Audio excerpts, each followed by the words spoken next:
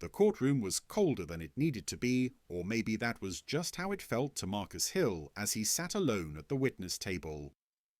The wooden chair creaked softly beneath him every time he shifted his weight, a sound that seemed far too loud in the heavy silence. Rows of strangers filled the gallery behind him, their eyes fixed on his back, on his posture, on the dark jacket he'd borrowed because he didn't own a suit. He kept his hands folded tightly together, fingers interlocked, knuckles pale with pressure. Across the room, 12 jurors sat in a straight line, their expressions carefully neutral but not unreadable. Marcus could feel their hesitation, their doubt. He had seen it the moment he was called to the stand, the slight tightening of lips, the raised eyebrows, the looks exchanged when the prosecutor introduced him as a key eyewitness. To them, he wasn't a key witness. He was a question mark. The defense attorney stood and paced slowly, shoes clicking against the polished floor. "Mr. Hill," he said calmly, too calmly, "you claim you were present at the scene on the night of March 17th, correct?" "Yes, sir," Marcus replied. His voice was steady, but he had to work for it. He reminded himself to breathe. "And you want this jury to believe that you just happened to notice every detail of the incident?" The attorney continued, tilting his head slightly. "The time, the sequence of events, the people involved?" Marcus swallowed. "I didn't want to notice," he said. "But I did." A few jurors shifted in their seats. One woman frowned faintly, as if weighing his words against something she hadn't said out loud. Marcus had grown used to that look. It was the same look he'd seen from store clerks when he lingered too long in an aisle, from neighbors when police cruisers slowed near his block. Suspicion without proof. Doubt without questions. The judge watched from the bench, face unreadable, gavel resting idle. The prosecutor avoided Marcus's eyes, already sensing the uphill battle this testimony would be. The defense attorney, however, seemed confident. He knew what the room felt like. He knew the jury was already leaning in his favor.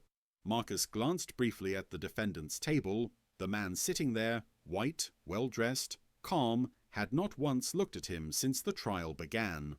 Not when Marcus first gave his statement. Not when the charges were read. Not even now. It was as if Marcus didn't exist, except as a problem to be dismissed. "Let's talk about the timeline," the defense attorney said, picking up a folder. "You stated that the incident occurred at 9:42 p.m. That's very specific. How can you be so sure?" Marcus hesitated for half a second, then answered, "Because I was checking the time on my phone when I heard the first shout." A quiet scoff came from somewhere in the gallery. Marcus ignored it. The attorney raised an eyebrow. "Convenient." Marcus felt heat rise in his chest, but he kept his tone even. "It's the truth." The judge leaned forward slightly. "Counsel, move along." But the damage was already done. Marcus could feel it. The jury didn't trust him. Not yet. To them, he was just another man with a story. Another voice asking to be believed in a room that had learned, consciously or not to believe voices like his. Still, Marcus sat straight. He had come too far to back down now. He hadn't come to be liked.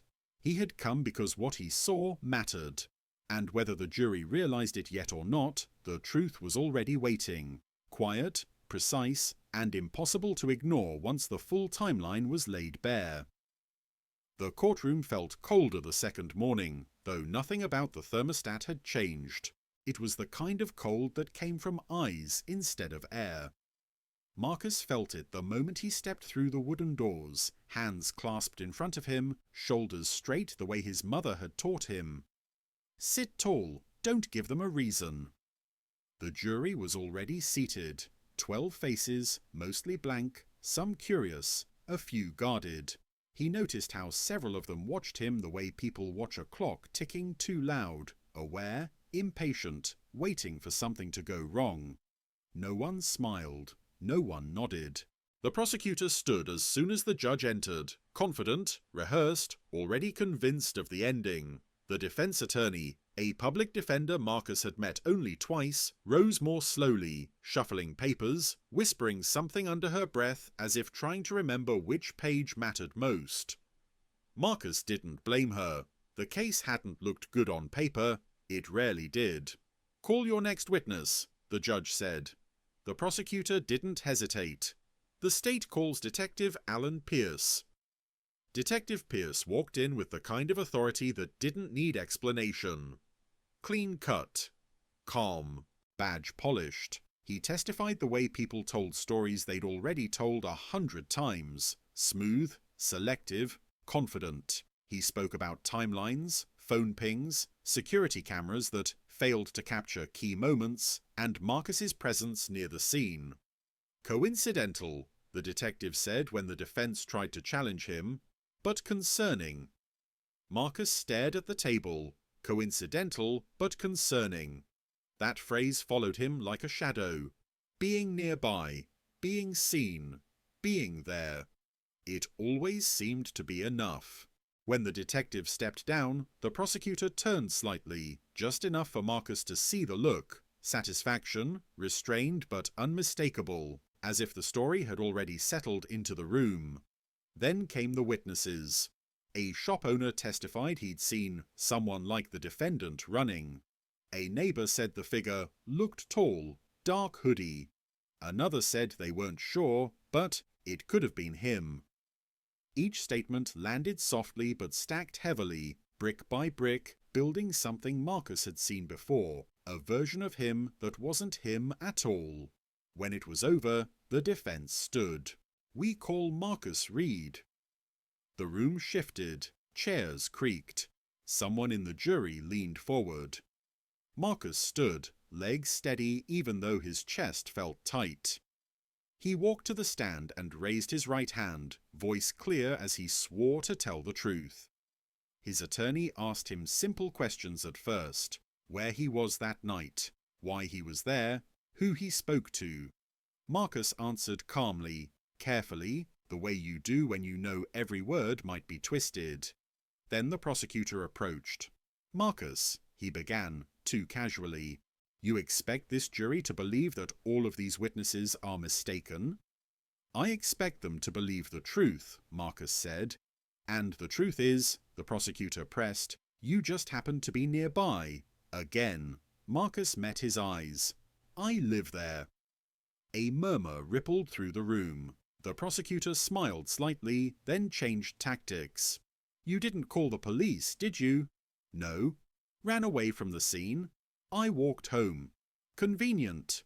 Marcus felt it then. Not fear, not anger, but the weight of being reduced. Not to facts, not to evidence, to an assumption that fit too easily.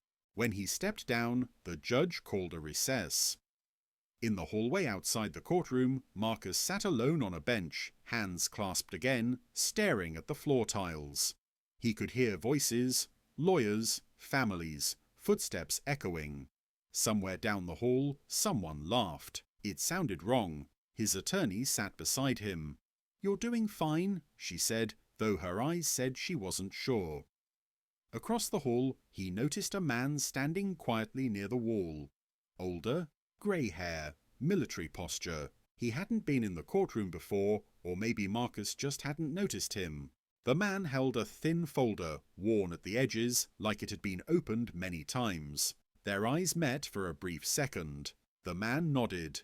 Just once.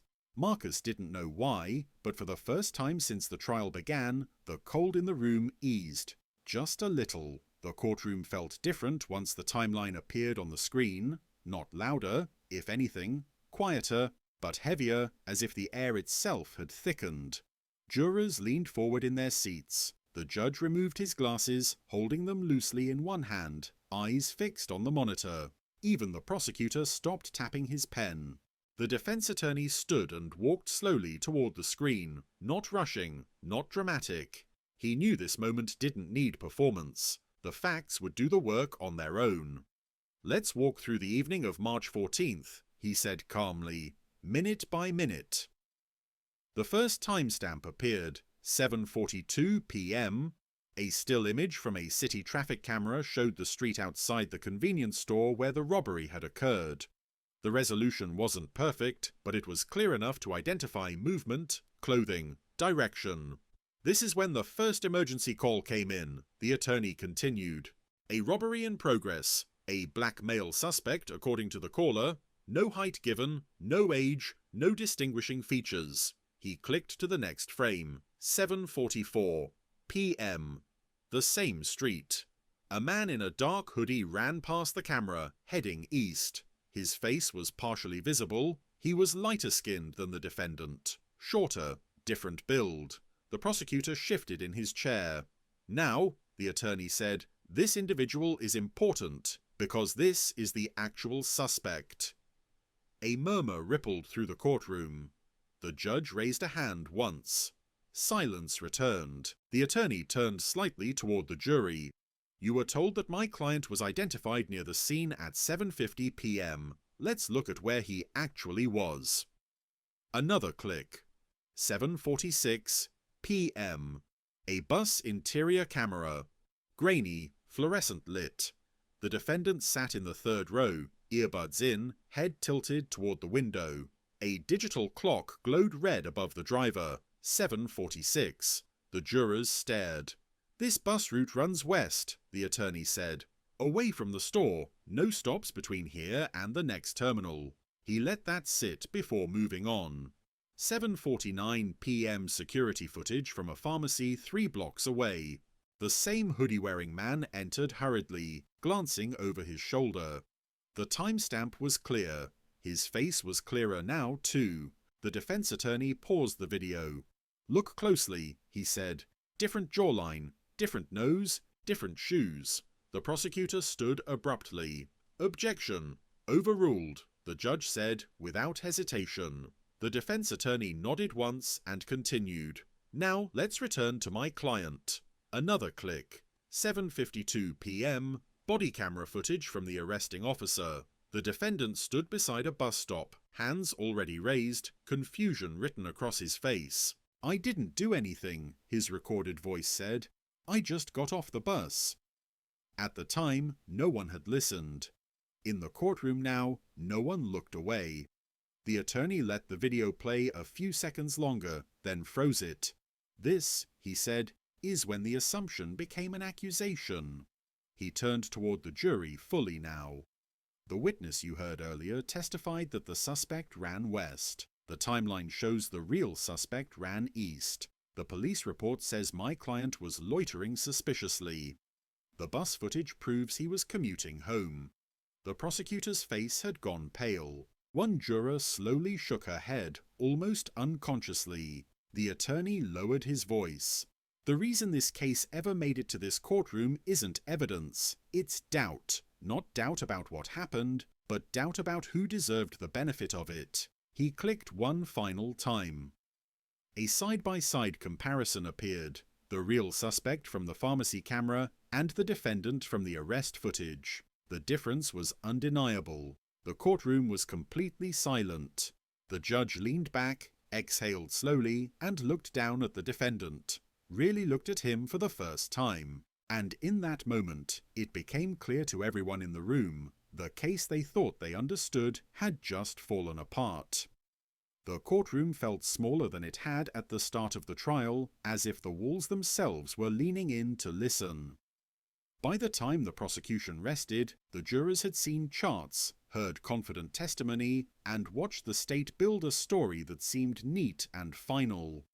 A crime had happened, a suspect had been charged, and a black man who happened to be in the wrong place at the wrong time had been labelled unreliable from the moment he opened his mouth. Malcolm sat at the witness table again, this time not to testify, but to wait. His hands were folded tightly in front of him, knuckles pale, jaw set. He could feel the eyes on him, some curious, some doubtful, some already decided. He had learned long ago how to sit still under judgment. Stillness was safer. Stillness gave people less to twist. The defense attorney stood slowly. She did not rush. She let the silence stretch until even the jurors who had been avoiding Malcolm's direction were forced to look up. "Ladies and gentlemen," she said calmly, "we've heard a lot about what people think they saw that night. Now we're going to talk about what actually happened, minute by minute."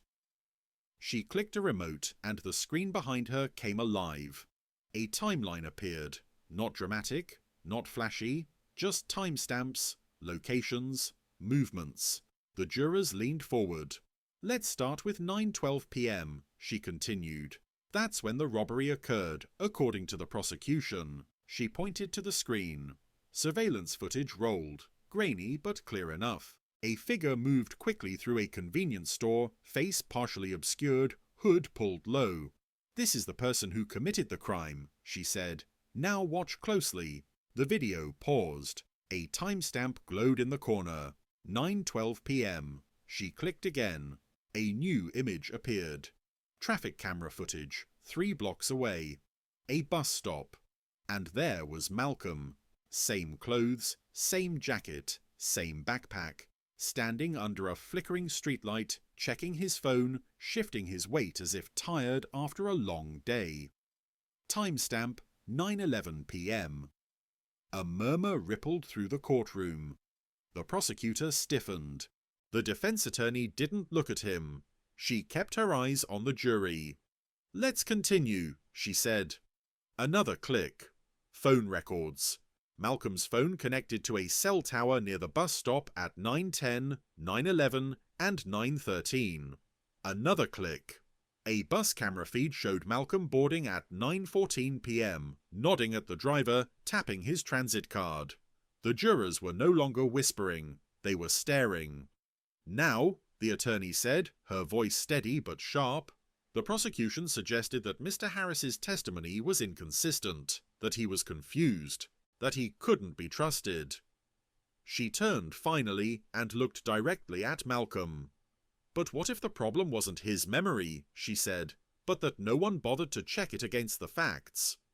She faced the jury again. The real criminal didn't vanish. He just didn't look like the person the police expected, and once they decided who to suspect, every piece of evidence was forced to fit that choice. The judge leaned forward, hands clasped. The prosecutor rose quickly. "Objection! Overruled," the judge said, his voice firm. The defense attorney nodded once and continued. "Mr. Harris told you where he was. He told you the truth. It just didn't match the story you were ready to believe." She let the screen go dark. Silence filled the room, heavy, undeniable.